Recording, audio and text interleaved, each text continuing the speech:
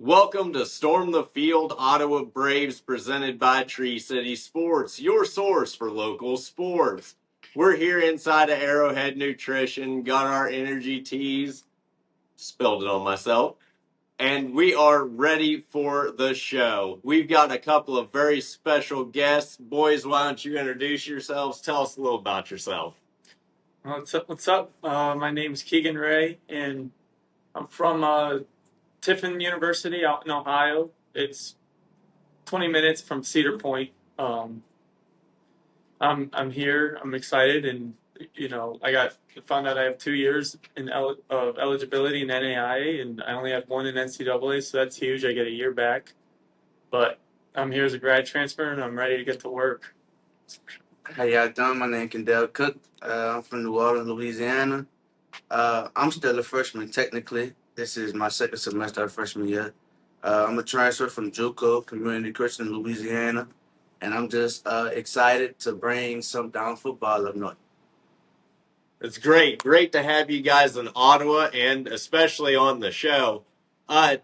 Just go through your teams. We've got the national championship coming up. Obviously, from Ohio, you're rooting for the Buckeyes. Go through your other teams. Like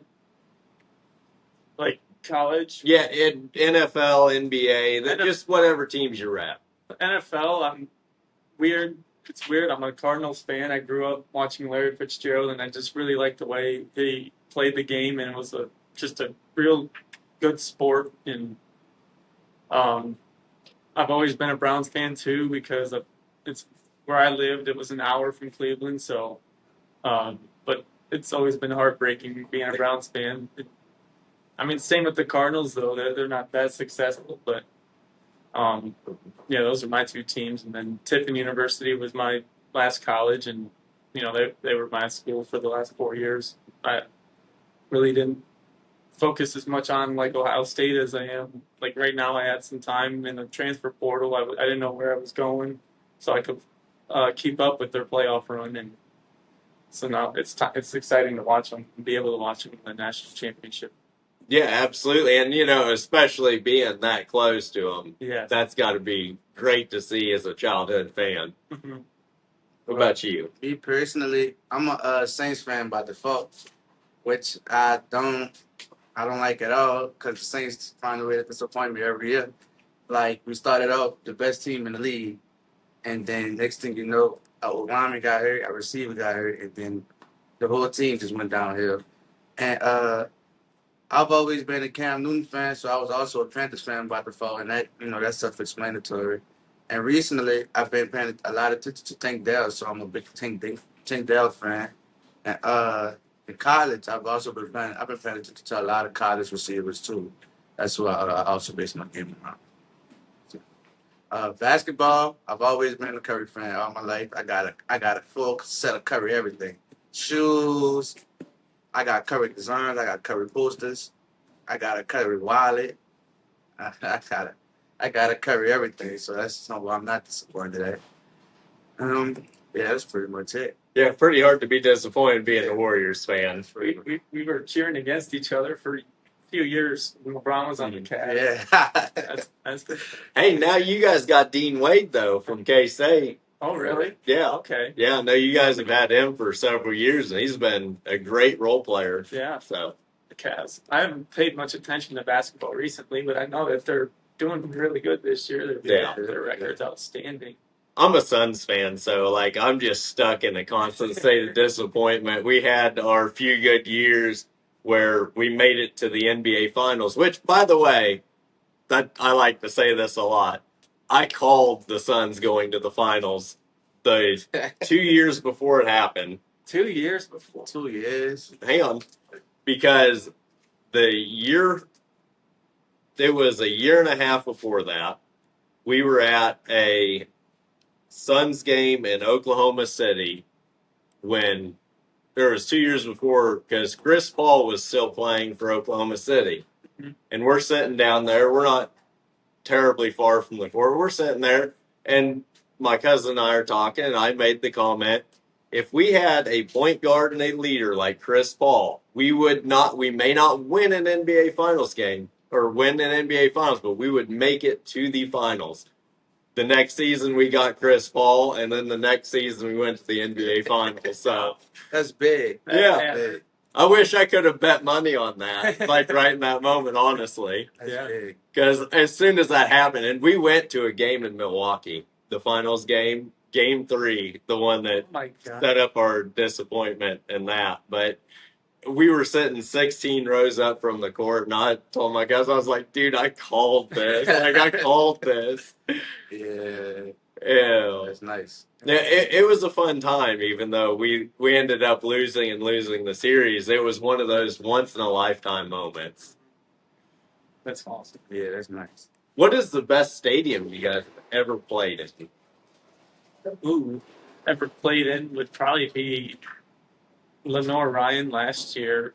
We went to, it's down in North or South Carolina, but it's a very nice, one of the nicest D2 stadiums in the country, I'm sure, because it looked Division One when we got there, so it was cool. That was definitely the coolest place. Do your research. Tad Gormley in New Orleans, Louisiana is one of the biggest stadiums in the world. If you played there, you know it's like playing in an NFL stadium. As soon as you step in the middle of the field, because the track itself is like a distance away from the field, and once you get to the field, it's like you just. Matter of fact, you ever seen like how USC they stuff go around? It's like that. Yeah. It's like a big. It's like, yeah, that's like That's playing. awesome. That's like playing in an NFL stadium. Yeah. Yeah, no, it's like Texas football is huge Yeah, down there. it's not the. Yeah. I've got a brother that lives just outside of Dallas, and we always went by Allen's. Allen was the town that he lived in. And so we would always drive by their football stadium. And of course, that's the biggest high school stadium in the world. That's crazy. I Seeing mean, them stadiums. I don't know how they do it. I don't know Yeah, how they there do was a reason why I think my nephews decided to go to a different high school. it. Right. The competition level there got to be insane. Yeah. Oh. Okay, so speaking of the best stadium you played in, what's the biggest game you've ever played in? That's definitely in 2023. My last school, Tiffin University. Um, it was their first playoff, or maybe it's their first playoff game in many years. Going to, and I was fortunate. I got to finish out that year because our starter went down, and we were undefeated our regular season. So we had a first round bye in the playoffs, and then we had Slippery Rock come into our place, and we've never won or never hosted a playoff game at university. So that was the first time they ever did that. And I threw for 330 yards, and we put up 35 points. We just came up short. They were a really good team, and this year they actually made it to the Final Four.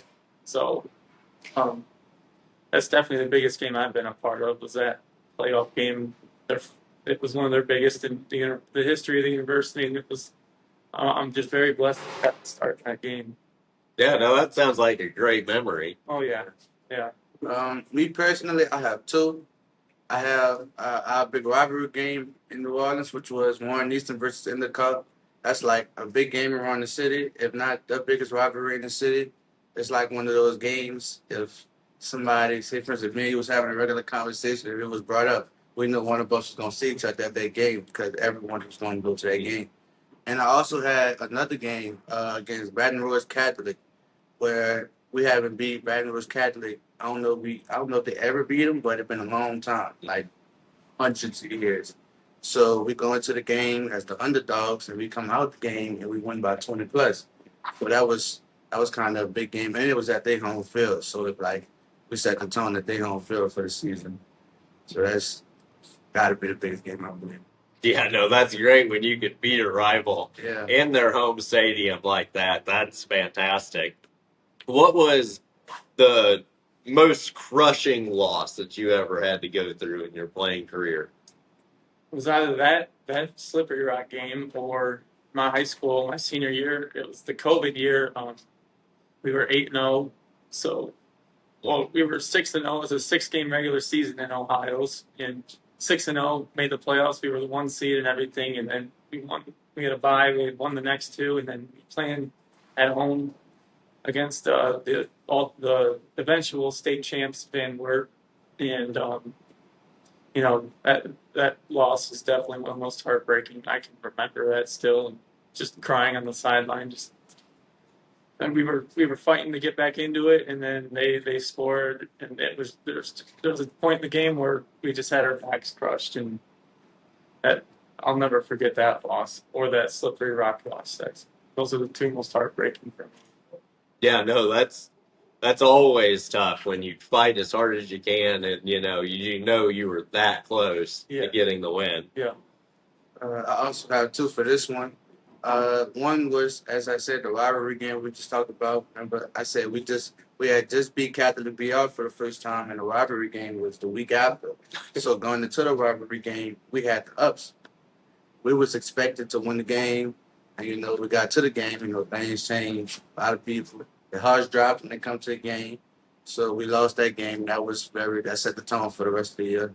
And also, my freshman year, I went to Chalmette High School. We was in the playoffs. We was playing the number 1 seed, West Monroe High School, and we was actually expected to lose that game by 20, but we actually was up the whole game. Like we was winning throughout the whole game, and it came to me. It was on the kick return. I caught it. I got a couple yards, and I fumbled. They picked it up, and then they recovered it, and then that changed the whole momentum of the game. And then they just scoring and scoring, and we wasn't scoring.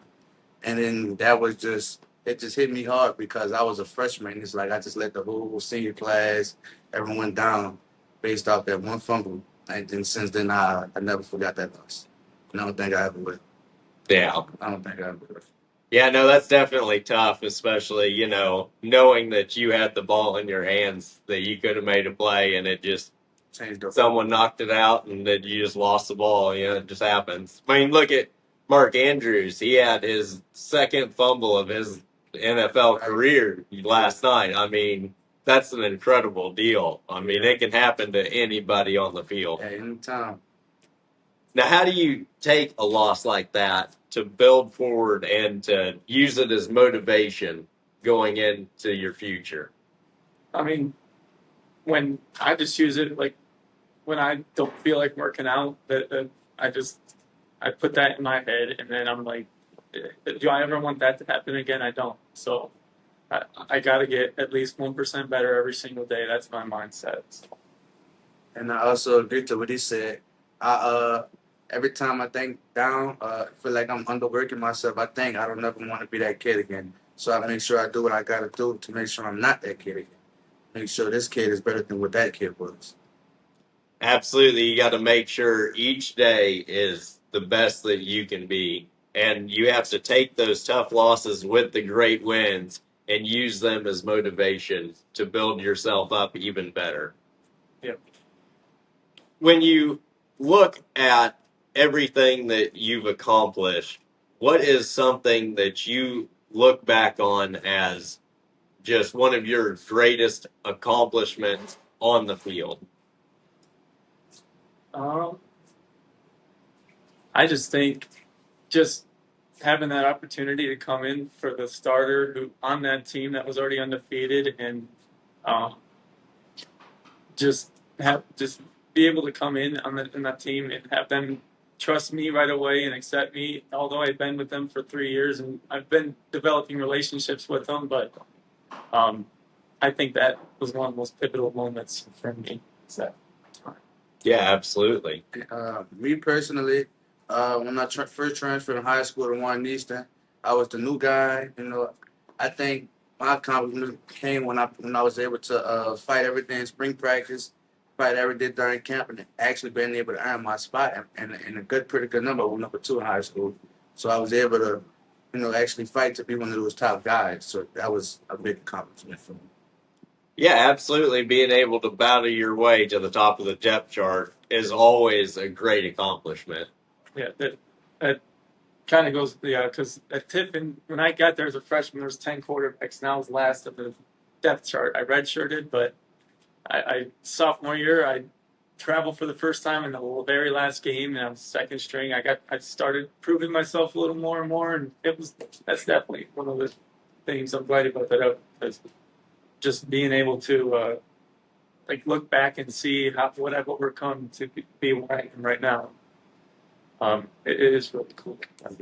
Yeah, no, it's definitely something to be very proud of. And, to know that your dedication, your motivation to make yourself better, and not only yourself, but your teammates around you better because they see the growth and the work that you put in on and off the field, and that helps motivate them to become even better players as well. Right. What's something that you look back on and you would give, what kind of advice would you give to a freshman coming in, you going through the college experience a little bit?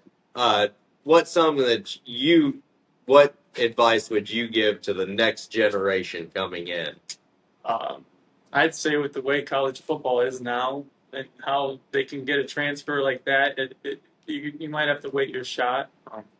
I know a lot of guys that come in. Like I think I was already talking to some guys. They said they had like 30 guys last year leave the team because they come and they think that they're just going to start, and that's just not how college football works. You got that redshirt year for a reason. You're going to develop, and if you're good enough, you're gonna like work your way into it. That's for sure. But just you got to be patient and don't ever give up. There's times I wanted to give up, and you just God has a plan for you and a path for you. And I truly believe that everything happens for a reason. God sent me here for a reason, and I'm excited for His future for me. That's for sure. Yeah, no, what you can possibly do in your future is, greatness compared to what you've already accomplished. And that's a wonderful thing, knowing that you have the opportunity to show the skills that you truly have. Mm-hmm. What kind of advice would you give to the next generation coming in? I know you haven't really had as much time to adjust yourself, and it's still new to you, but My advice would be every second count. Whatever you do, make sure this second counts. Whatever you're doing at the moment, make sure it counts. Make sure it'll help you in the future. Make sure if you're doing this, including what you eat, how you work out, what you do, how you do your homework, everything counts. So make sure you do everything the right way. That's what I do. yeah, no, that is great advice. And that actually made me think of something else. Being as far away from home as you guys are, how hard is it to make sure that your diet and everything is right where you can't get those nice home cooked meals like you were able to back home? I personally, I try to just like stay away from. At home, I used to eat a lot of fast food, and I feel like coming out here, that's gonna help me stay away from it. Cause it's like I don't want to just spend a lot of money, cause I still want my money to be built up. Cause like I said, I'm far away from home, so it's like I find ways to just probably go to Walmart and just get a couple orders and put something together like that, rather than just going to a fast food place every night and probably I could. Yeah, that's a great answer. Yeah, I definitely need to utilize my meal plan more because I do have that, and that's just a free meal in the cafeteria. Right. Yeah. That's something I didn't do my past years as much. I'd spent a lot of money on food, but I think I definitely now I've had like 4 years really to develop throughout college and be on my own. But my last university, I was only 30 minutes from home. Yeah. Now I'm 12 hours from home, so this is definitely different for me, and I'm still adjusting. But I know my diet it'll revamp once I get more comfortable.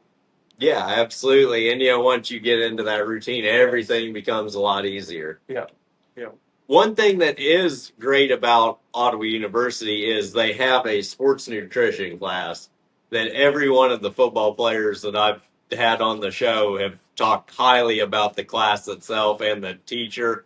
I think they said it was Coach K that teaches it, and they talk very highly of it. So if you get a chance to enroll in that class, I would recommend that as well because, like I said, they just talk about how much easier it is to manage what you eat going through that class. And I can imagine, especially not being close to home where you can get those home cooked meals and stuff like that. I can imagine it just being hard where you just want to go grab a burger or something like that. But on the other side of that, when you want to get a meal that makes you think of home, that really makes you feel like you're back in your home, what kind of food do you go get? Um, that's a good question. Yeah. Um, I'd probably. I'm a huge fried rice fan. I love fried rice. I mean, actually, this last winter, I told my mom like I got to put on a few pounds. Like I need that fried rice as my meal. I'll eat that every single night. Maybe I'm just too picky, but um, fried rice is definitely something that reminds me of just being home and eating. Because she would make it all the time for me, just because I love it. That with some yum yum sauce. Yep. Yep. Me personally, I'm a big po' boy guy, so I'll probably just give me some shrimp and fry it and put it on some bread, so it's gonna remind me of shrimp po' boy. So I just put that together, and that's gonna remind me that I'm back in New Orleans. Yeah. Yeah. We don't have a lot of Cajun restaurants around here, but I think there is one in Lawrence that I cannot think of the name of it. But I think there's one down. I think it's on Mass Street that they've got one, and I think my sister and my dad have been there, and they said it was really really good. Yeah, So, we'll be figuring that out soon. yeah, and Lawrence being real close is great because you get access to a whole different Right. level of food than you're able to get here in Ottawa. I've never seen a Freddy's. Yeah. That's something I've really never been out west.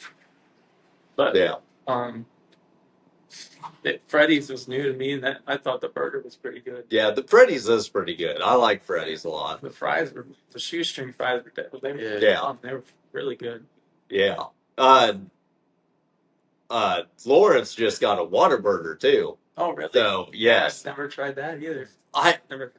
Whataburger is really good, but the thing for me that really, really makes me love it is their spicy ketchup. They have spicy ketchup, and it's just the greatest. Like I can't describe it any other word in any other way. My household big on spicy ketchup. Like if you open up the cabinets, you're gonna see Whataburger spicy ketchup, and we don't even have a Whataburger in our city. Yeah, So I find that crazy.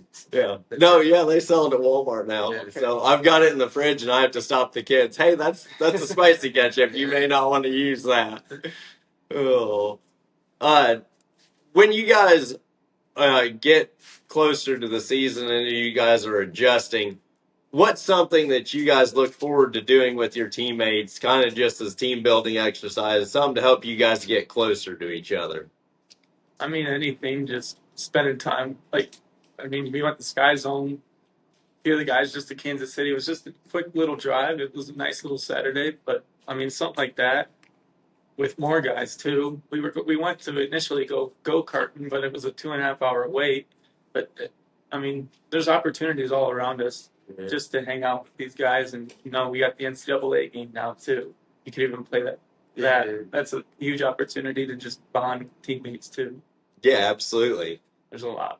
And I can say the same thing. I'm just looking forward to doing a lot of team bonding, getting deeper into the brotherhood that we have here at Ottawa. Like you said, playing NCAA, maybe we can run a couple tournaments with the team. Offense versus defense, this group versus that group. Just looking forward to doing all those type of things. Oh yeah, absolutely.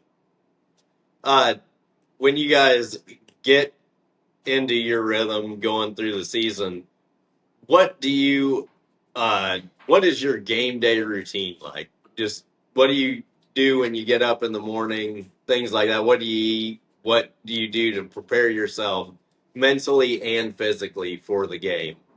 Well, if it's an early game, I usually get up and I usually just eat about a banana. I can't eat much.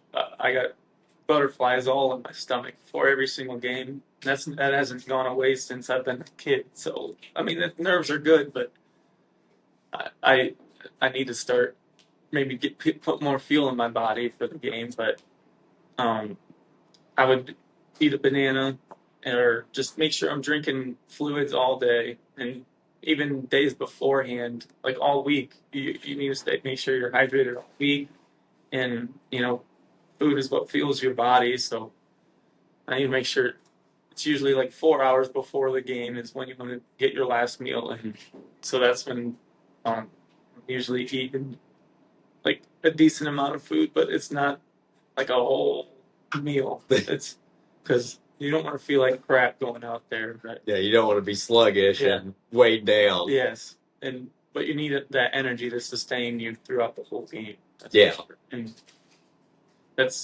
I really don't do much, but I'll just eat and listen to music. I listen to anything really. So, um, I have no preference in music. So, Me personally, I'm not a big on.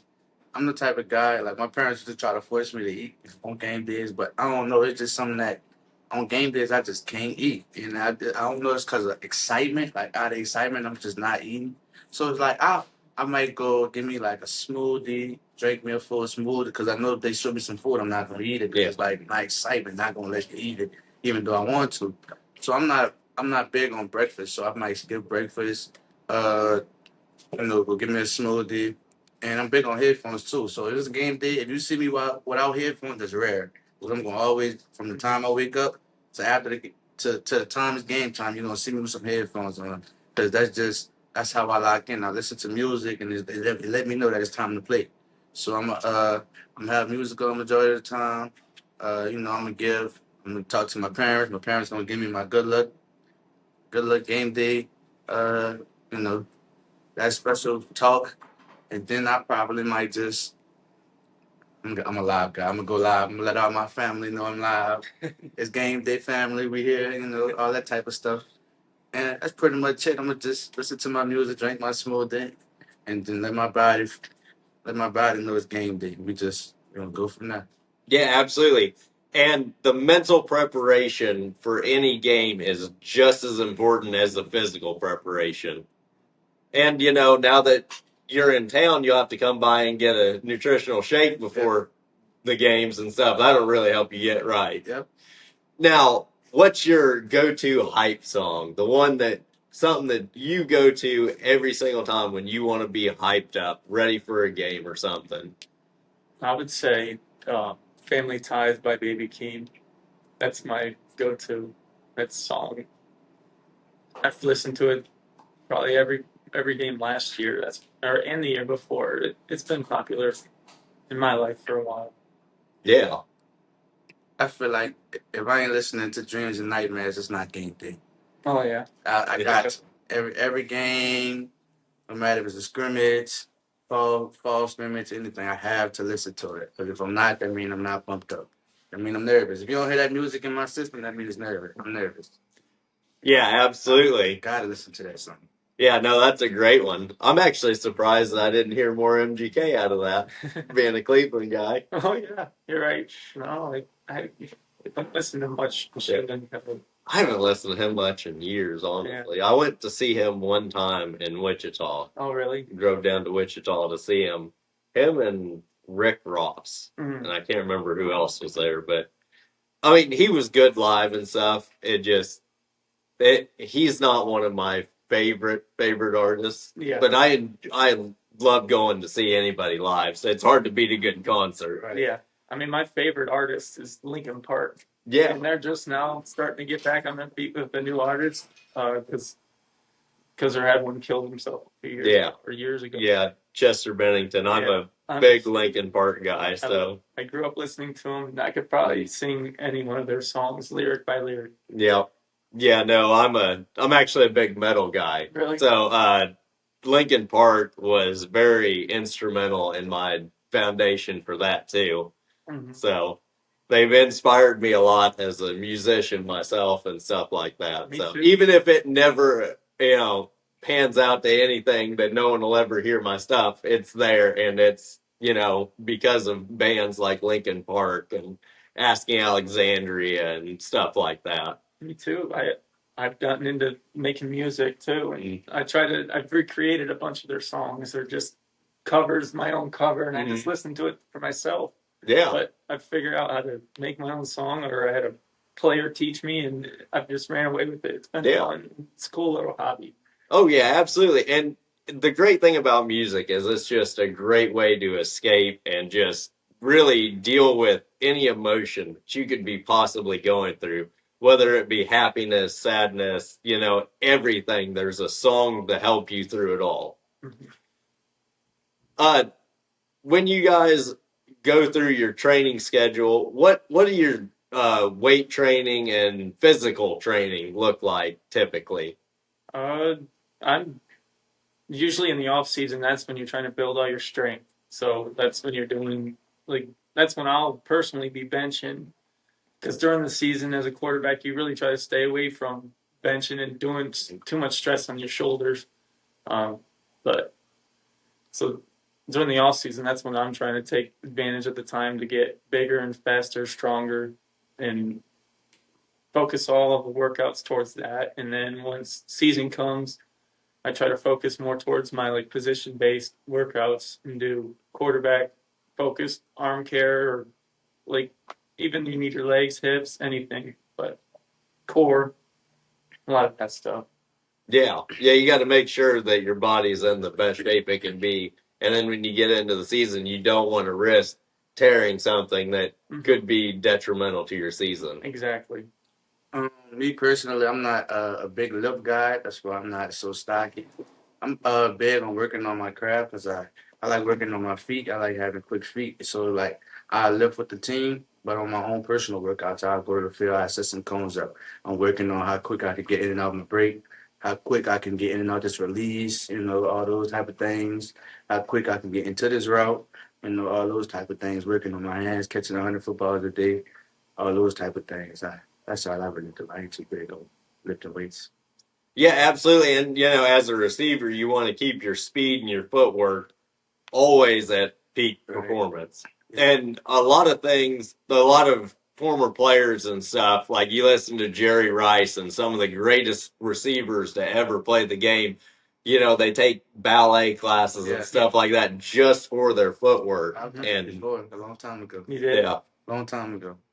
Yeah, no, and that's something that really, really helps. Yes. That was private too. I didn't want nobody to know that, but I said it. Hey, no, when you compare yourself to someone like Jerry Rice and all of the greatest, Larry Fitzgerald that you mentioned earlier. That was one of those things. I seen like a big difference. Like when you actually start working on your balance, it actually helps out a lot of things you do on your route. Yeah. That a lot of people when you see a lot of people slipping coming out of their comebacks and all that type of stuff, they don't have no balance. They can't keep their stuff up. They don't know how to drop their hips and keep their body balanced. So that played a big part in route running too. Yeah, absolutely. And it's all about knowing what your body is going to do in those moments. Like you said, playing on a slippery field, that can be really, really bad for you if you don't have the balance of the weight of your body shifted just right. You're going to end up falling to the turf. Right. And nobody wants to, fall to the turf while you're running down the field with a bomb coming your way. Right. Oh. What do you guys want to accomplish in your career, in your football career here in Ottawa? On the field, what do you want to accomplish? On the field, I want to win the conference. That's right from the start, and then make the playoffs, and then win a national championship. Those are the three goals for sure. I like those three goals too. I also agree with them, but I also want to build the brotherhood on field too. But make sure we all together with a great not just the offense, the whole team, offense cheering for defense, defense cheering for offense. That's gonna create the playoff run. That's gonna create the championship run. So I want to make sure that we do those type of things to make sure we have the ability to do that. A team where the guy is playing for the guy next to him. Those are the most successful teams. Yes. That's what we need every single guy to be. And if every single guy is not, then we're at a loss, or we're hurt by it. Even if it's a guy who doesn't do anything, we're still hurt by it. Yeah, you have to have the team mentality all the way through every player and every staff member and everybody. Yeah. And when you look at the competition that you guys are going to face in the KCAC, because this conference has some great teams that can really put up a lot of points. you have to be able to work as a team to be able to beat those teams. Mm-hmm. Yeah, the coaches were telling me about Friends University now. They run a triple option on offense, and that's something you cannot turn the ball over against an offense like that. Shout out All Day O State. I got a buddy that went to Friends, and he does Locked On for Oklahoma State. Oh, okay. So shout out to Cody. Yeah, that's one of those offenses. You turn the ball over, they're going to keep it the whole game. He probably never say it again. Exactly. No, and they've been one of the best rushing teams in the entire nation. I mean, they are a great team on the ground, and they're so dangerous in every way because they've got athletes at every position, which we've proven in the last few years that we can beat Friends. So we're going to go out there and we're going to do it again this year. Oh yeah, it's already on my mind. I know Kansas Wesleyan is K-Dub. Yeah, I was about to ask that. Who was the big rival? K-Dub. Yeah, big rival. Yeah, no, that game was really, really chippy last year. Right. That's what they were telling me that there's some fights. And at our rivalry game this year at Tiffin, it was the team's 20 minutes down the road. I actually have two first cousins that play on that team. So the year before, we beat them in the last game, and that was one of the biggest wins in my career. I was playing against, he's a middle linebacker, so I got to look at him and just look him dead in the eyes. I'm coming for you, man. And he never touched me the whole game. There was times that you have to complete passes over him. He's jumping as high as he could. That's actually crazy because I got something similar. Like my college I just came from, that's how we was. Our rivals is probably 15 minutes away from us driving. The year before they beat us, I think they said they beat them on the last play of the game on a bomb, and they just caught it.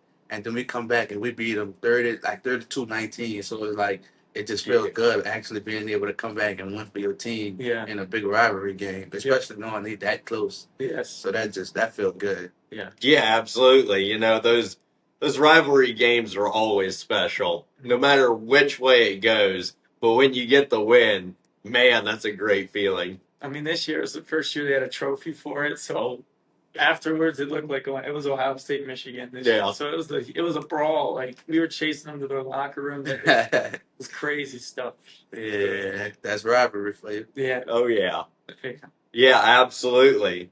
When you look at all of the players that you grew up watching and that you've ever watched play your specific position, who have you tried to model your game and your mentality after the most? That's a hard one. I loved Kurt Warner when he was with Larry Fitzgerald, but Tom Brady will forever be one of the most fun quarterbacks I've ever watched. And I know that growing up, and Peyton Manning too, because I always try to watch them growing up and try to learn one little thing every single game I got to watch. And I was always learning a little something. I think Peyton Manning never threw a perfect spiral. I mean, I got probably some of the smallest hands on the team, and I don't know.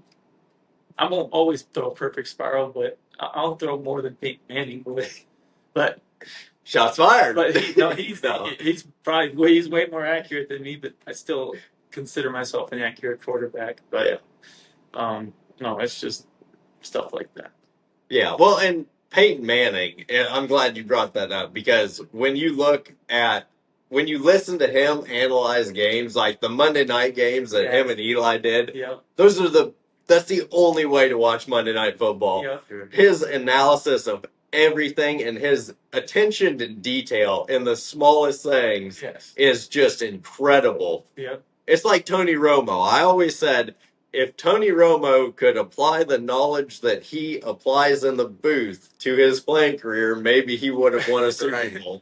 He's calling plays before they even happen. I know. He's so good. And it's like, man, Dallas, you wonder if he didn't play somewhere else that maybe he might have had more success. Yeah, you're right. Because I know Dak isn't very impressive what he's doing now. That's for sure. Yeah. Well, I mean, and even Cooper Rush comes in and plays great for him, every once in a while. And it's like, why are you paying Dak Prescott that much money? Yes, and why did he made Tony Romo retire? Yeah. I also have a little bit of beef with Jerry Jones and the Dallas Cowboys for the fact that you guys let Deuce Vaughn sit on the bench and not even suit up for most of the games. Crazy. That's ridiculous. Yes. That man is a beast on the field. Free my man Deuce. Free Deuce Vaughn, man. Man, that watching him play at K-State was electrifying. Watching him run over people and stuff, and just the moves he made. He reminds you of Darren Sproles. He gets that comparison a lot, but they were both similar in build and stature. And again, watching Darren Sproles play growing up, it's just incredible to see someone with that size being able to not only juke around people and make moves, but to truck through them like that is impressive. Right.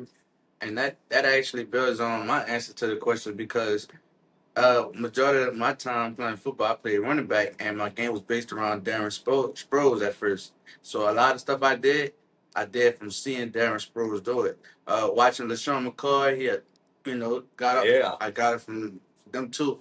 And then I changed into playing slot receiver, and then next thing I knew, I was Lil Odell. My hair was blonde. I had his hairstyle. He picked my hairstyle. Yep. All those type of things. So a lot of stuff I did was based around watching Odell do it. So I used to watch Odell workout videos. Ocho Cinco's. Ocho Cinco got a lot of videos on YouTube. I used to break down his YouTube videos and do it myself. All those type of things, and just try to see if I could bring that to the game like they did it. Bring it into real time just like they did it. Yeah, absolutely. And also, I used to watch like Devontae Adams. He used to break down on the NFL YouTube page. He used to break down why he did this route and how he did it. I used to study those type of things so I could think, and it's gonna help me within my route. If they know, if I'm thinking like he thinking, then I feel like that's gonna help me get open. Like how he break down his routes. If I could study this and know exactly why he did it, and I could bring it into my game and use it, then I think that's gonna make me a better player. So I used to study all them type of videos to help me be a better player. Yeah, absolutely. And when you have the access to the videos and stuff like that, not only just having the access, but the taking the time to sit down and analyze it and then apply it to your own game is just, it shows the motivation towards making yourself better every day. Yeah. And you actually got to see Darren Sproles when he played for for New Orleans. Yeah, just once. Yep. Yeah, he played there for a couple of years, and when he played for the Chargers, the Chiefs were notoriously bad, and so it was one of those things that I was cheering more for Darren Sproles to have success than I was cheering for the Chiefs because we didn't have basically anything to cheer for at that point. Alex Smith show. Yeah. Man. I'll tell you what, Patrick Mahomes is one of the most fun quarterbacks to watch. Oh, yeah, absolutely. Just some of those. Outstanding. It's like watching backyard football. It really is. Yes. And just, I don't know, he gets so much crap because everyone thinks the refs are, like just the refs are doing, but it's like he's just that good. That it looks like he's just getting all the calls, but he's actually just that good. Yeah, I also think Alex Smith was that good too, though. Yeah, like Alex Smith, he slept on, but Alex Smith was something for the Chiefs. He just didn't have. I think he didn't have the team that Patrick Mahomes had. Yeah, but I think Alex Smith was a demon. He was good. Yeah, if Alex Smith had the mobility that Mahomes does, I think that he would have almost as much success in that offense. Yeah, and it's one of those deals that I think that offense in Kansas City is just set up where it doesn't really matter what pieces you change in that offense. Right. You could put anybody anywhere on the field and still have success. Yep. So, and when you watch a lot of their games, it's like you wonder if they're not just playing just to stay at the level of the teams they're playing. They're not going all out and blowing teams out the way they should be. And that's a scary thought, to be honest with you. Yeah. And I think it's possible that they could do that too. I think that's very possible. And still win by playing at the level. Like, they'll just win. Yeah. Yeah, all the one-score games that we won this year is insane. Right. The worst part is that it makes your time as a fan very stressful to have to sit through that. Just imagine if that receiver core would have stayed at God's speed like it was supposed to stay. Yeah. That would be crazy to watch. just imagine if you guys grew up an hour from Cleveland, the Browns, and Yeah. we're Browns fans, Yeah. and the Chiefs knocked you out in your last fail for Yeah. like the last 50 years. Yeah, that's crazy. Yeah, although I will say one thing, you guys took some stress off of our hands by getting Dwayne Bowe. We were so glad when he left Kansas City. Well, yeah, we got Deshaun Watson. He's just, Yeah, and you know what's really bad about that is I feel so bad for Baker Mayfield to have to go through the stuff that he went through and then to go to Tampa Bay he's and tearing it all out. and he's tearing it up. And Jaden Daniels too. I think what he Yeah. got here is false. Oh my goodness, yes. He makes me feel better about my size. Just Yeah. It's just because he's an NFL guy. Well, and he plays so well. Yes. That Smooth. Yeah, very smooth. when you watch his game, it's hard to tell that he's a rookie in the Yeah. league. Yeah, And he's got, he also with the Washington Commanders, they have another K-State guy in Ben Sinnott playing tight end. So, that's a cool deal that maybe we'll get to see Ben Sinnott versus Felix Anaduke Uzama for the Chiefs in the Super Bowl. That would be incredible. It's not likely, but it would be incredible. Hopefully. Yeah. They play the Eagles, right? Yep. Yeah. And it'll be in Philly. Ooh. So it'll be an interesting one for sure. Oh yeah. So That's a 1-1 game. yeah. Yeah. That's gonna be interesting, especially if it's snowing as bad as it is. As bad as it was this last game. So you never know with the snow how it's gonna affect everything in the game. Yeah. What's your experience, coming from Ohio? What's your experience with snow games? From what I can remember, I never really played in like a snow-covered field, but I played in downpouring snow or in. There's nothing much different, but the rain's much worse. Yeah. But Well, it's just the angle the rain hits you affects everything so much differently. And the ball's all wet, but I mean the snow. I've practiced on snow and snow field. It just gets so clogged in your cleats, your feet get heavy, and you got to keep kicking them off. But I mean, there was a time where we were doing a winter workout on our field that was covered in snow. I was injured during that time, so I was just shoveling the lines so the guys could run. But made you be thankful that you were able to do that and not out there practicing. Not running. But I don't know. The snow's never really bothered me, but I know you guys don't get it much around here, so. Well, it depends because the snow that we have on the ground has been here for 2 weeks. Yeah. So Wow. when it snows, it stays. Oh, okay. Yeah, I know. The ice is much different here too. I don't know. Do you guys not have salt? We do, Or, like, but salt? we do, but it just comes down to preparation for that. Either they put it down way too early or snow plows. I haven't seen a snow plow. I've seen just bulldozers. Yeah, no. I have that. We have some plows, but I mean they're just on the front of like 1-ton pickups and stuff like that. So they're not the huge ones like you see in movies and stuff like that. Yeah. I grew up putting in water mains and sewer systems and stuff like that. And as a kid, my dad always cleaned the snow at the airport here south of town. And so it was always interesting going out and helping him clean the snow off and stuff. But I would not want to do that by myself because that's a big job. Oh, yeah. Yeah. Shovel. And I was lucky enough that by the time that he finally stopped doing that, was about the time that I actually got out of high school and started working full time. So I didn't have to participate in that as much as I could have. Oh, yeah. But I still went out there and built snowmen and stuff like that and killed time as a kid. Yeah. Oh, yeah. Yeah. That's on my bucket list. Building a snowman. Yeah. Yeah, no, snow's great to look at when you're sitting in a 70-degree building. So, It makes it a lot more tolerable. Oh, 100%. What are your thoughts on playing in a snow game? I mean, it always been my dream to play in the snow. But I'm from down south, so we had never. Well, it's possible we might see snow Tuesday, but I've never even came close to snow till I came out here. This actually, when I came for the visit, that was my first time even being in the snow. So like, I can't really say too much, but like he said, the rain horrible. I had to play a lot of rain games. That's because when I'm from New Orleans, we had to pick, so it's like we get a lot of water and rain. So I had to play. Yeah, the rain games, they're not good at all. Jameis Winston described it too in Cleveland. Is when he said something like, "The Lord has blessed me," like how he taught. Yeah. He's blessed me with this opportunity to play in the snow. Yeah, playing in the snow like that's. I really want to do it. Like I'm testimonial. I just want to see what it's like. Yeah, Just one absolutely. time. I don't even gotta be pouring down. I could be jumping over snow if I got to. I don't. Heck yeah.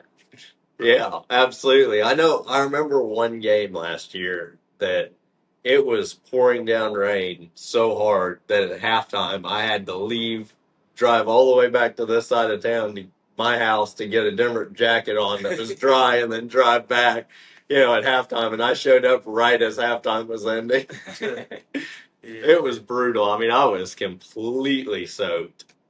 The cold, what the two? I've never played in this cold neither. I never played in below 35. And when I got out here, it was like 15, 10. I've never even been in this cold. I've never been this cold before a day in my life. Yeah. So it's going to take some getting used to. Oh, yeah.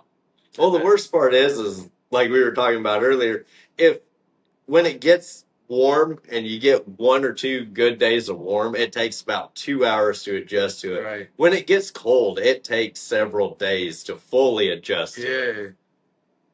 And we just happen to be in the center of temperamental weather where it can be 50 and then 2 days later it be in the negatives. Yeah.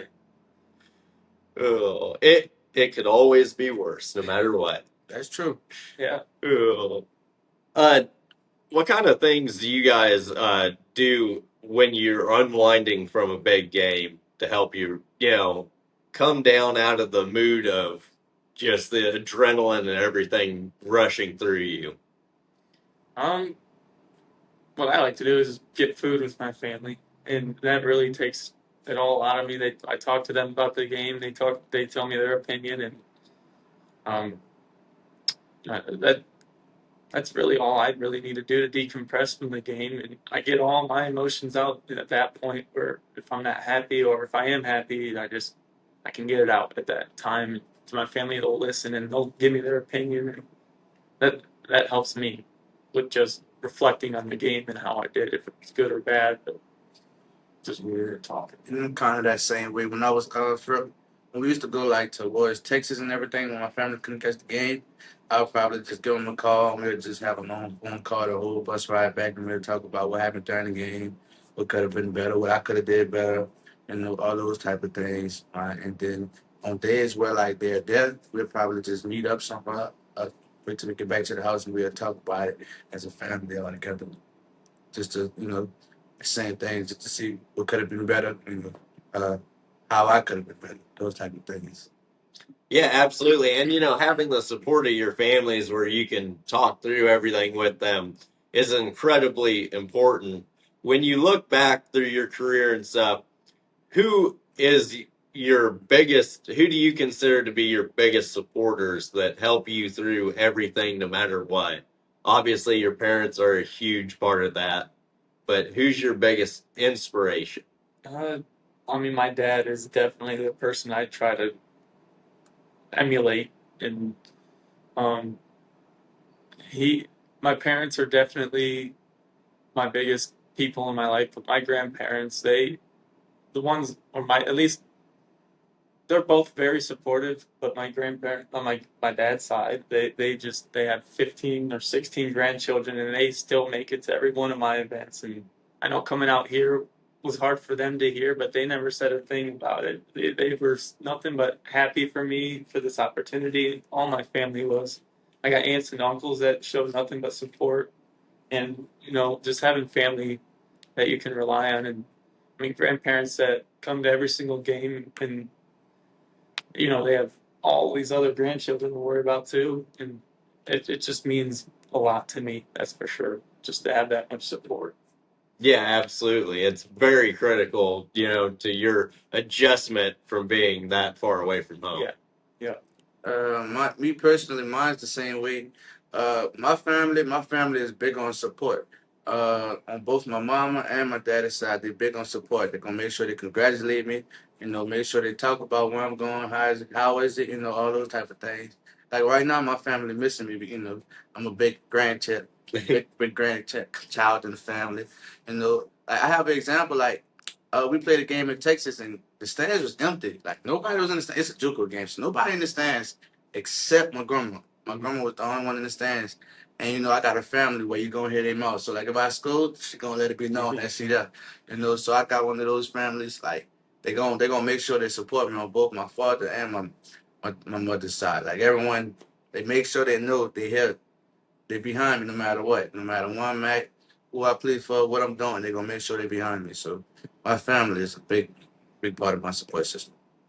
Yeah, absolutely. And that is a huge deal, not only, mentally, but knowing that even if they're not here with you, they're with you in heart and in spirit. Hmm. When you step out onto the field for your first game, describe the emotions that are going to be going through you at that time? Um, I'm hungry. I was prepared to be the starter on at Tiffin this year, and it got taken from me, or I might not have earned it, but I believe it was taken from me. But um, so just being able to get on that field, it's just going to be a blessing, and I'm grateful for that opportunity to even have that shot to be on the field and play with guys that I know I'm going to love. So Yeah, absolutely. that I'm just looking forward to it, getting out there. Uh, Me personally, I'm looking forward to taking it in because it's gonna be my first real college official game. Because JUCO is basically still high school, just with harder talent. So I'm not really playing college football for real. So I look forward to stepping inside or wherever our first home game at. I mean, our first game at. I just look forward to stepping on the field with my teammates and actually being able to be a part of a college professional football game. And I just hope to play the best football I can play, and make my family proud. That's what I'm gonna be thinking about the whole time I'm preparing, the whole time I'm getting dressed, making my family proud, making myself proud, just having fun. Yep, leave it all out on the field. That's all you can do, and just work your hardest to make sure that you do everything you're supposed to do on and off the field. Right. Now, describe what life after football, once you finish up your college career, what does life after football look like for you guys? So my dad has three businesses back home. One's a meat market, and then a technology business, and a software business. And so I'm getting my master's in business with a finance concentration, and I have my bachelor's in marketing from Tiffin. So my goal is to be his finance guy, be the guy who controls all of his money because he doesn't have someone he can trust doing that right now. And maybe one day taking over those businesses and expanding them. So those are my goals. And if I have the opportunity to play overseas after my college career, I might take that as well, or play even anything professional. Mm-hmm. I might just try to continue my football career for as long as I can because you only get it for a specific amount of years. I know I have uncles that tell me they would give their left arm to play one more game, and so I just don't want to regret leaving football out on the table. And like I said earlier, having 2 years of NAIA eligibility here, that was huge for me. My decision in coming here, and because I believe I can get this last year back that got kind of taken from me. But so I'm excited and I'm hungry and I'm ready to go. So ready to get to work. Yeah, absolutely. And that's the exact kind of mentality that we want to see is just someone who wants to put their product on the field and do the best they can for our university. Me personally, after these 3 to 4 years, I'm looking forward to hopefully taking the next step in the NFL if I can get a shot, the UFL or anything like that overseas, as he said. Outside of that, I'm big on teaching. I was a teacher back in my city. I took a teaching class. I was able to teach elementary, so I'm big on teaching. So I look forward to eventually either being like maybe a principal, even just teaching elementary students. So that's what I'm majoring in right now. I'm majoring in elementary teaching. So I'm looking forward to, being able to help young people become as best of their self as they can be in the future so we can help all our future, because if the young people are treated right, then the older people gonna be treated right, which is what we're gonna be at that time. So I look forward to having all those type of opportunities and help in the future. Yeah, absolutely. And, one of those things that really shows how great of a person you are just in your soul is the fact that you are so willing to help the next generation and the younger people get better, not just on the field, but in their lives in the Right. classrooms. I mean, that shows a great amount of dedication. Yeah. Yeah, and I'm not. I don't want to upgrade myself being bigger, like going to the league, because that's definitely the goal. But if it leads to that, then okay, I'm gonna just help them out and just make sure their future is what it want to be. Make sure they're educated, make sure they know all the things that's going on in the world. All those type of stuff. Yeah, absolutely. Because, going through high school and everything, you personally know that everything is hard from the very beginning Yeah. once you start school. I mean, Right. it doesn't nothing gets easier. Right. So you got to do everything you can to help those kids Yep. anyway. Right. Let them start early. Let them start the way they work early, because usually in elementary, a lot of people don't take schoolwork serious. Because I know I didn't really take it serious when I was in elementary, so I know they ain't gonna take it serious. So I'm letting them know, like, start working on, even though y'all young, start working on these habits early, so by the time it comes, you could be prepared. And there's some things your parents not supposed to teach you. Like they're supposed to teach you some things, but that's what you learn in school. So that's not really nothing they gonna teach you. So I want to be the person. It's my job to help you do this. It's my job to help you do that. As far as I can. Yeah, absolutely. Like I said, that's a great mentality to have. When you look at because you guys both mentioned, doing something with your athletic careers. If you were not playing football, what sport could you see yourself playing?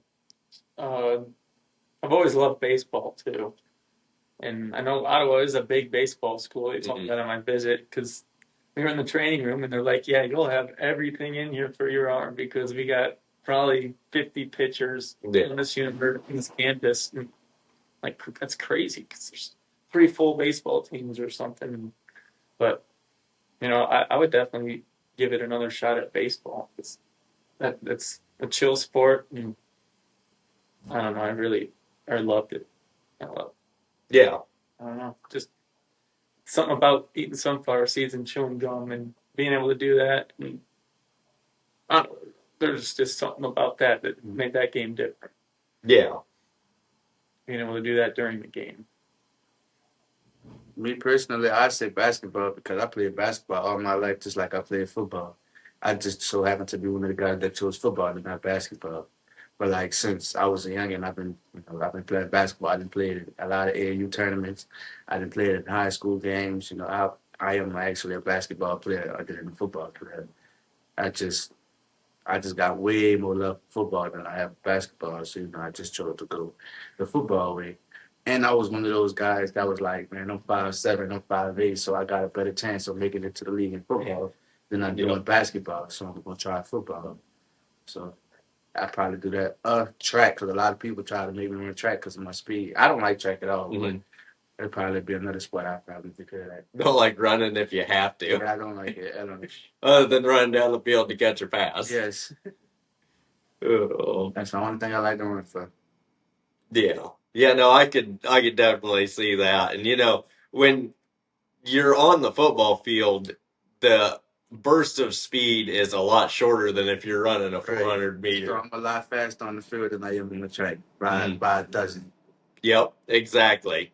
And one thing you mentioned basketball, one thing about Ottawa University is inside the Wilson, our basketball arena, it's not huge, but when you get even a few people in there, It's loud. it gets loud as can be, and Yeah. it can be a lot of fun. Right. Oh, yeah.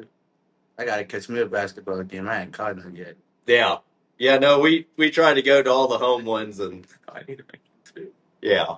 I think the next one, I believe, is the 28th, Okay. next Saturday, I believe, if I remember correctly. But don't hold me to anything, because I try to beat up whenever it is. oh, what position do you think is the most challenging to play? Definitely, I've only ever played quarterback. Mm. I mean, it's said that it is the hardest position in sports, but I mean, I think I've gotten it down. But you just have to know what everyone's doing on that field, like not just yourself. You just have to know what the defense is doing. It's just a lot for sure, and I think that is the hardest position is quarterback. Me personally, I agree with that. I never played a quarterback ever, but I think quarterback is the hardest position because you gotta know, like, say for instance, every other position you only gotta know what you're doing and where you gotta be at a certain time. Like, if we running a run play, I gotta know how I gotta block this guy. But if I'm at quarterback, they might gotta read this guy, read that. They gotta know what the defense is in. They gotta know the coverage. They gotta be a field general. So I feel like the quarterback is the only right answer. A lot of people say cornerback, but I don't think I played cornerback before. I don't really think cornerback could be too much as hard as quarterback. So I say quarterback. Yeah, and I agree with that, where you have to analyze not just your position, the entire field, and know what everyone's doing on the field at every moment. And knowing that if, say, a receiver or someone cuts the wrong way on a route, being able to adjust for that and not throwing the ball into an open area of the field where there's only defenders, Right. because, and as a quarterback, your process, you go through it so quickly that by the time they've made the cut, sometimes you've already thrown the ball, and it makes that really difficult. Yep, 100%. You always got to be on the same page with your receiver, and that's why off season we're getting just throwing to them and like getting their speed down in my head because I'm used to receivers at Tiffin. I got to get used to new receivers, their speed. They're all different. So yeah, there is a lot that goes into it. That's for sure. Yeah, absolutely. And, like we saw this past college football season where Travis Hunter winning the Heisman, I know that it's incredibly difficult to be able to not only physically play both sides of the ball because you're playing so many snaps, but mentally, that's got to be a huge strain. Have you ever played with anybody that you think at a very high level, and, like, in the college football playoff, do you think there's anybody that you've ever played with that could produce on both sides of the ball the way that he has? I don't know if anyone could do what Travis Hunter has done, but I mean, I've had some really good guys I've played with at Tiffin. Um, but there's not many. I mean, there was one receiver we had over there. His name was Anthony Lowe. He was our whole offense. He could probably play somewhere on the defense as like maybe a DB or safety, but he was he went. So our coaches left after that 2023 year where when we went to the playoffs, and I played in that playoff game. They all left after that year. We got a brand new staff, but he went with the coaches to D1 Gardner Webb in North Carolina. That's where they all went.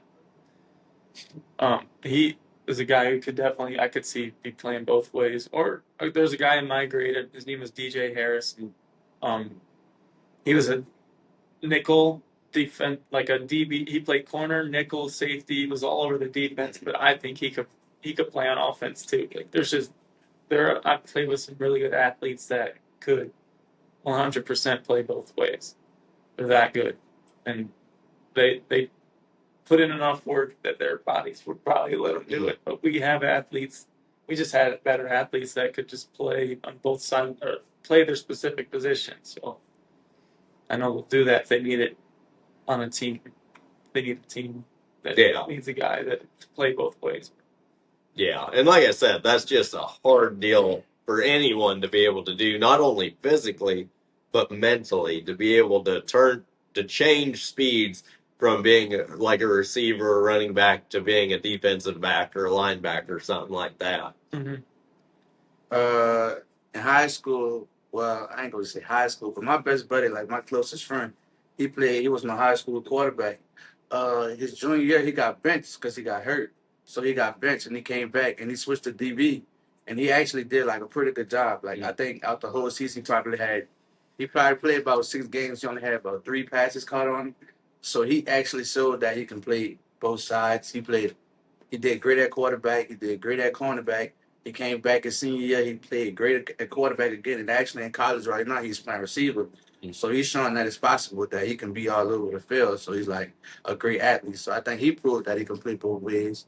And it's also a couple more athletes I know. I think that's possible to play both ways. Cornerback Wallace Foster at LSU. He played receiver in high school at the school I went to. So I know he could play both ways. And a couple more athletes I think that can play both ways. So I think it's possible. Yeah. I think it's possible.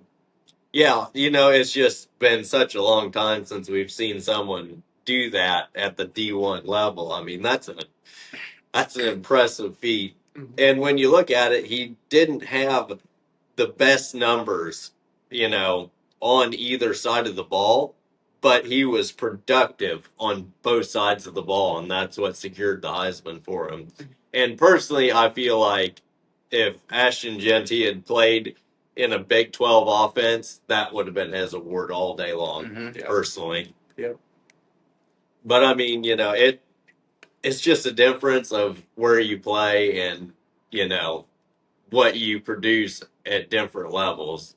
Because when you compare Boise State, the competition they were facing to the competition that Travis Hunter was facing in the Big 12, I mean, that's a huge difference right there. Yeah.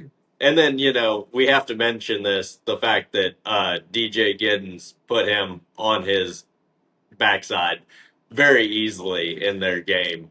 Let's go, Cats. Oh. When you guys look back at everything that you've been through, what is something, when you look at your former coaches and stuff, who has been your most inspirational coach that you've ever had? I'd definitely say my dad. He coached me since I started football, and that was in 3rd grade. Like tackle football, he was my coach from 3rd to 8th grade, and in those moments I was taught some of the most valuable life lessons.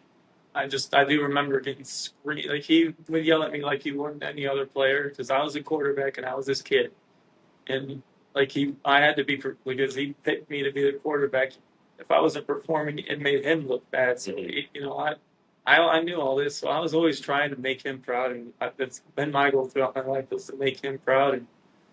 And he's definitely been my biggest influence in my life because things that he hasn't mentioned since I was very little that just pop up in my head, and it's the way I was raised, and just what he's done with me, and I don't think he even knows it, but it affects me a lot more than he knows.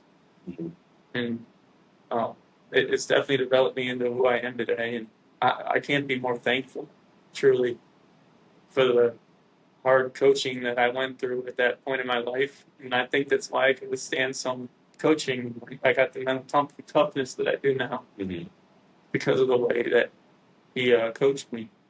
Yeah, absolutely. And that adds another level to your having to do the best that you possibly can, especially knowing with your dad, the coach, that everyone's looking at you like, oh, you're the coach's son. So you have to prove why you're the best player for that position. Yeah. I also agree with that. My dad played a big part in my development. Starting with the way I learned how to catch. My dad, we were sitting in our backyard here grabbing football, and he gonna throw as hard as possible. So either I'm gonna catch the ball or it's gonna knock me in my face. And if I drop it, it's gonna keep coming. So it's like I have to catch the ball. So my dad played a big weight in me getting my hands, and he also helped me my toughness too. Because when we was younger, my dad he coached the older team, so like I was a team under his. But it's like our practice would end, and he'll grab his hardest hit on his team because he was a defensive coach, and I was a running back. So he'll make me go against his hardest hitter, and I'm just let's create my toughness and just keep going. And I feel like that actually played a big part because now I'm not scared of nobody. I'm not scared to get hit. I'm not scared. It's you against me. So I feel like that played a big part in my development. And also, my dad, he'll make some jokes like, you can't do this, you can't do this, I'm better than you at this. So I feel like, all right, now I got to prove you wrong. Yep. Now I got to prove you wrong. And then I feel like that also plays a big part. I know it'd be jokes, like he don't be for real, but at the same time, I feel like now I got to show you why I could do this. And that played a big part of my development in life. And I also like to thank my pops for what he did because he did more that I don't really think my pops enough. I don't really tell him I love him enough, but I think and like a lot of stuff he did played a big part. But also every coach I done had from the time I started playing football to now, they also, they played a big part in my life because they all kept me motivated. They found a way to keep me going. Yeah, absolutely. I like to thank them all. Yeah, having that motivation right behind you and supporting you through everything that you go through is incredibly important. I remember I played baseball a lot growing up, and our little league teams, my dad was the coach of quite a bit throughout my childhood. And I remember we had some issues with being scared to catch the ball as, younger kids. And so he had a great idea. He'd just line us up against the backstop and say, if you catch the ball, it won't hurt you, and then just start chucking them.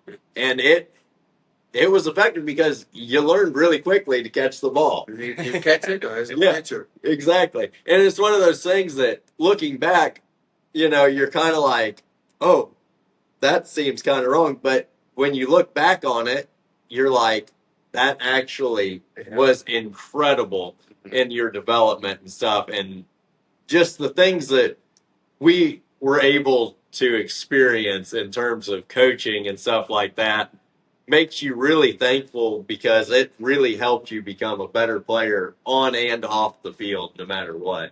100%. And then that's why I like that my pops did that because now it's so easy for me to adjust to a quarterback no matter how hard they throw because I've been catching hard passes all my life. So it's like I have no other choice. I'm going to catch the ball because I'm just used to catching from a grown man. So I know I'm going to be able to catch the ball. So it helped me. And then when I see a lot of people, like, they got college players that still scared to catch the ball. So I'm like, what have y'all been all your life? Y'all still scared to catch the ball. Yeah. So I feel like that played a big part in my development. Yeah. Yeah, absolutely. Like I said, just it's not just your production on the field that helps. It's off the field in your mentality that if I can do this, I can do anything. Right. When you look at the coaching staff here in Ottawa, what coaches are you most excited to work with? Definitely Coach Davis and Coach Anderson. I know me and Coach Anderson really connected well on our visit. I didn't get to meet Coach Davis on my visit, but I've gotten to meet him since. I've known, like, just looking at his Twitter, he looks like a really high energy, very high energetic quarterback, and that's our coach, and that's the type of coach I'm looking for. That's for sure. Coach Anderson, we connected really well, and feel like if I can get into his head, I'll definitely be able to run his offense the way he wants it run. So that's a big plus. I'm excited to work with them. That's for sure.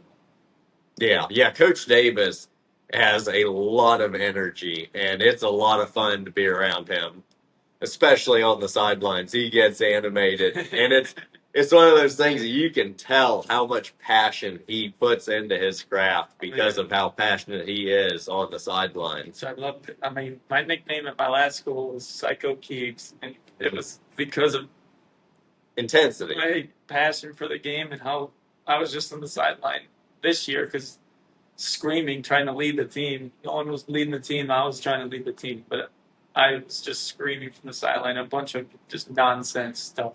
But it was all I could do to affect the game. I think that's where I get my nickname was because of my passion and my love for the game. It looks like I'm psycho for it.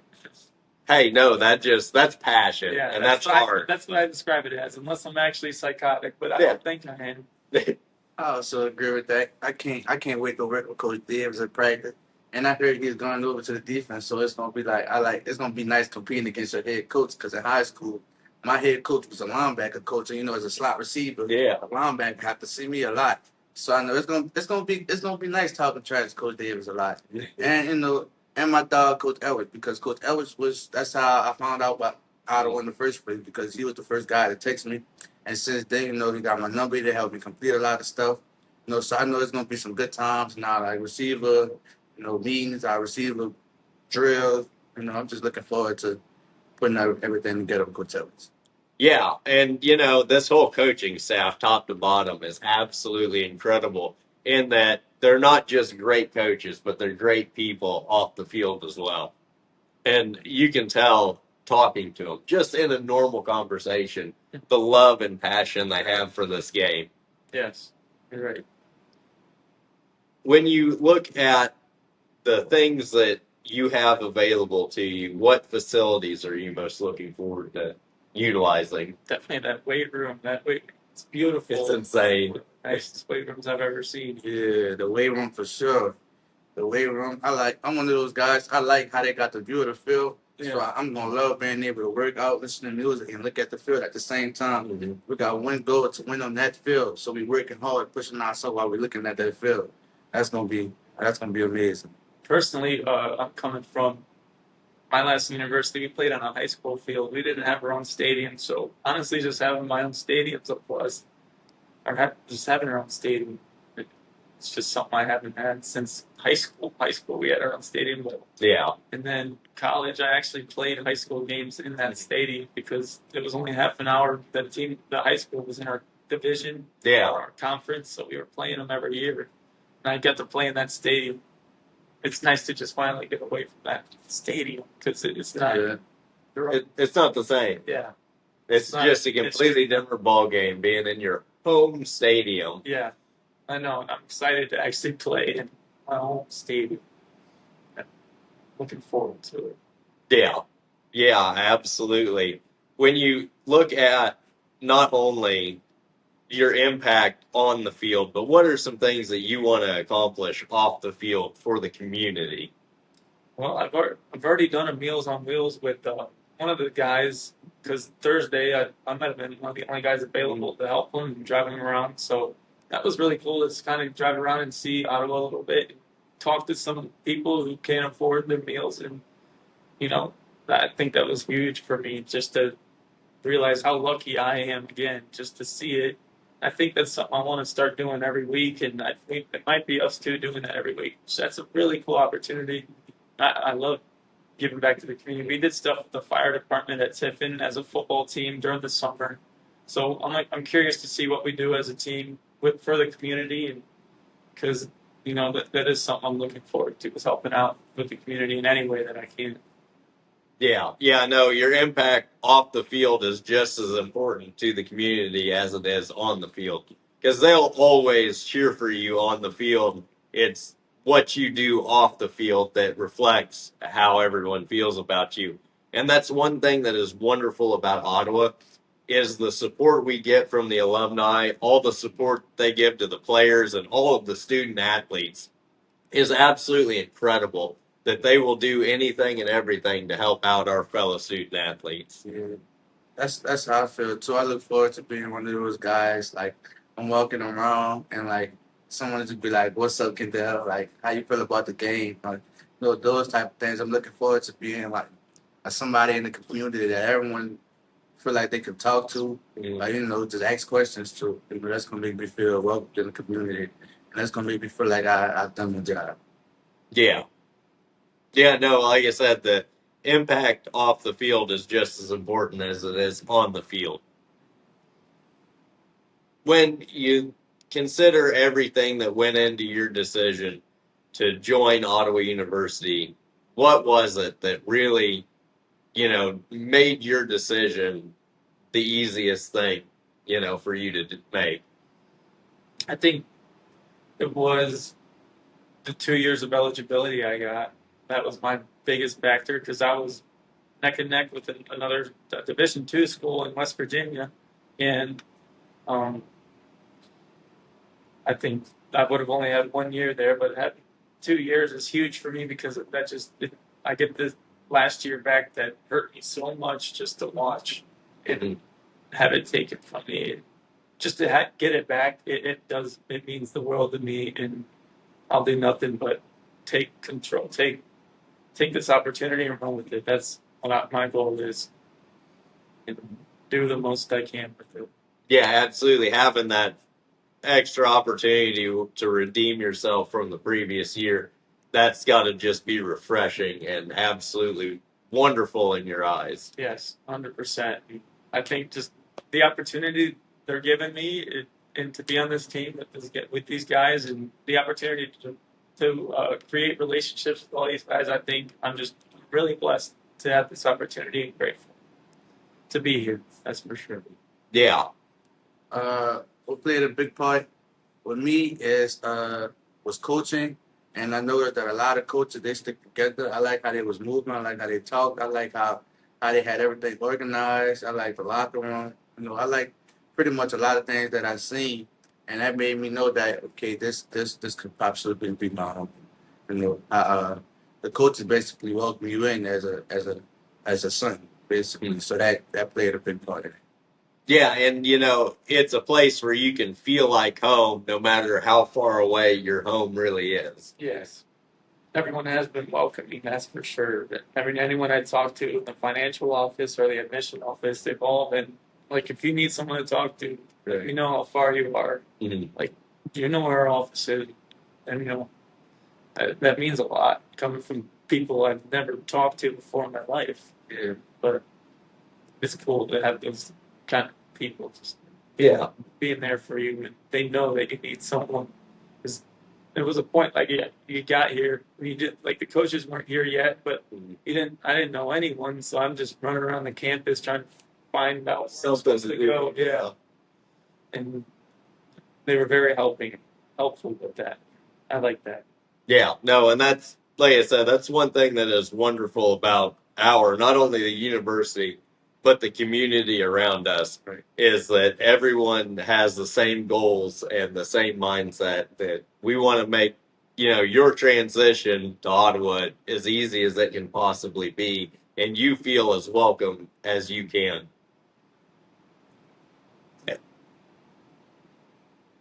When you think about all the things that you've gone through in your life, what does it mean to be able to continue your football career, at the collegiate level, the way that you've been able to and are continuing to be able to?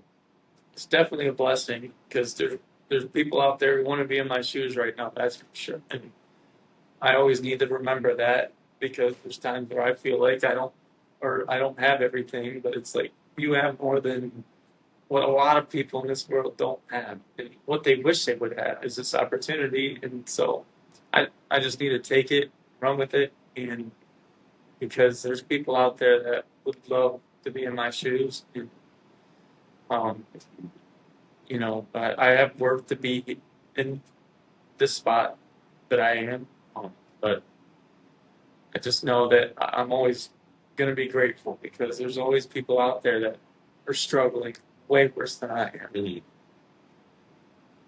That's something I'll always have to remember. Yeah, exactly. And everything that you've gone through has led to this moment, and you have to make the most of every opportunity that you're given. Me personally, I feel blessed, and I give all glory to God because a lot of people from my city, they don't get to make it out of New Orleans. They don't get to, do the things that I'm getting to do. A lot of people in my city they don't even make it out of high school. Being where I'm from, it's a high murder capital. So it's like a lot of people in New Orleans don't even make it to C21. So it's like being able to continue my career at a collegiate level, that like means a lot. And it's like I feel like even though I'm not at a big school, I feel like I'm still putting on for my city because I'm one of those guys that actually made it out. I'm one of those guys that was actually able to do this that they couldn't do it. And also a lot of guys in my city that do make it out, they don't make it past the first year. So me actually still being able to play that also plays a big part. And I feel like I'm putting on for my city. Yeah, absolutely. That's a great mentality to have, just to know that you have the opportunity to go do great things. So make the most out of every bit of it. Yeah. You know, I don't want to keep you guys too long. I know it's getting late and we're getting close to the national championship game. What are your final thoughts? What is the last things you'd like to say to Brave Nation? There's something special coming for the Braves. That's for sure. There's something special. 1 in 10 will never happen again. Stay tuned. It's gonna be a long season. A lot of wins. A lot of wins. It's gonna be something you probably never seen before. So stay tuned. No, it's going to be a lot of fun. That's for sure. I'm excited. All fans, get y'all winning hats ready. Be a long season. Oh, yeah. No, we're ready to watch a lot of wins this year. And, you know, just the way last season didn't go the way we would have liked, and just a lot of things didn't fall into place the way we needed them to. The coaches are using that as huge motivation going into this season, and we cannot wait to see the product you guys put onto the field. Long season. I'm extremely motivated to keep you guys away from that. Yeah. If I get that shot. So. Yeah, and that's exactly the kind of mentality that we want to see from our players, especially our quarterbacks coming in, you know, that they want to do everything they can to get us back to the level where 2 years ago we won the KCAC championship, you know, to get back to that level and then go on to not only play in the playoffs, but make an impact.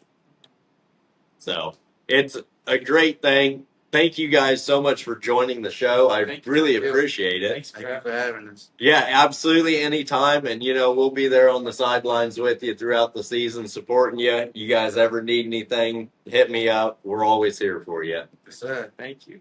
This has been Storm the Field Ottawa Braves presented by Tree City Sports, your source for local sports. Until next time, y'all take care now.